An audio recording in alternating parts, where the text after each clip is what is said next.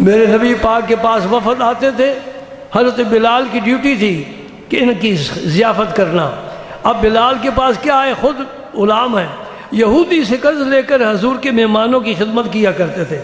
قرض بڑھتا رہا بڑھتا رہا بڑھتا رہا، کچھ نہ واپس کر سکے۔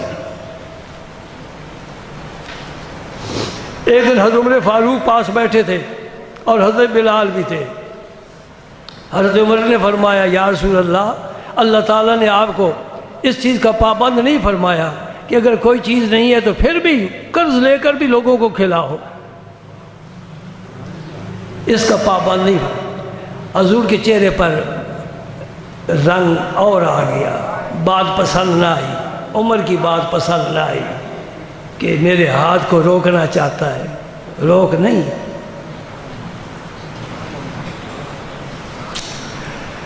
حضور نے فرمایا، انفق یا بلال ولا تخشا انزل عرش اکلالا، اے بلال خرچ کر، خوب خرچ کر، اور عرش والے سے اس چیز کا ڈر نہ کر کہ کوئی چیز نہیں ہوگی، فقر کا خوف نہ کرنا، خرچ کرو۔ حدیث مکمل ہو جائے تو اچھا ہے۔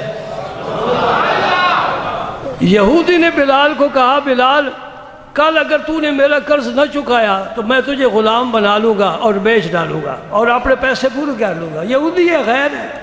حضرت بلال ڈر گئے کہ ہے تو سچا، اس کا کاروبار چلتا نہیں، قرضہ بہت بڑھ گیا۔ حضور کی خدمت میں آئے، یا رسول اللہ، یہ یہودی نے آج مجھے دھمکی دی ہے اور ان کی طاقت ہے، بہت زیادہ قبیلہ ہے بڑا، تو کہیں مجھے یہ پکڑ ہی نہ لے، مجھے اجازت ہو میں راتوں رات اندھیرے میں کہیں نکل جاؤں، رائے فرار اختیار کروں۔ حضور نے اجازت دے دی، فرمایا ٹھیک ہے بلال جاؤ، مقصد ہے تیرے دل کو تسکین مل جائے کہ مجھے اجازت مل گئی، میں رات کو نکل جاؤں گا۔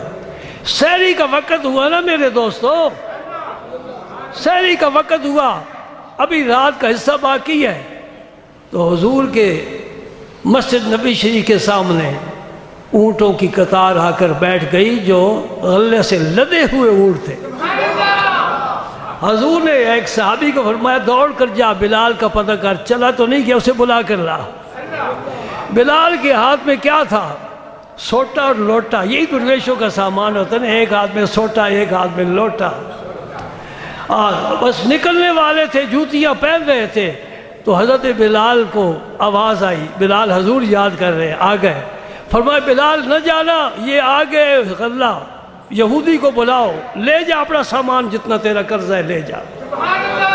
اللہ تعالیٰ جب دل غنی کر دیتا ہے پھر غیب سے مدد بھی فرما دیتا ہے۔